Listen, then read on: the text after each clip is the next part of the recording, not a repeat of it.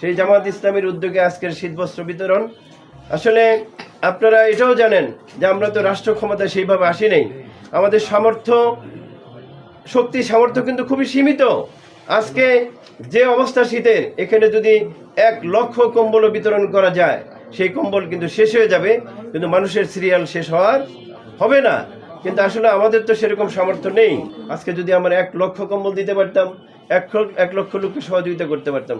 এজন্য আমি আন্তরিকভাবে দুঃখ প্রকাশ করছি জামাত ইসলামী বাংলাদেশের কামিল থানার পক্ষ থেকে, যে আমরা আসলে সেরকমভাবে সহযোগিতা করতে পারছি না। রাষ্ট্রের ক্ষমতা যখন আমরা পাবো ইনশাআল্লাহ, তখন মানুষের কিভাবে তাদের মৌলিক অধিকারগুলিকে দোরগোড়ায় পৌঁছে দিতে হয়, প্রত্যেকের বাড়ি বাড়ি, প্রত্যেকের ঘরে ঘরে পৌঁছে দেবে ইনশাআল্লাহ।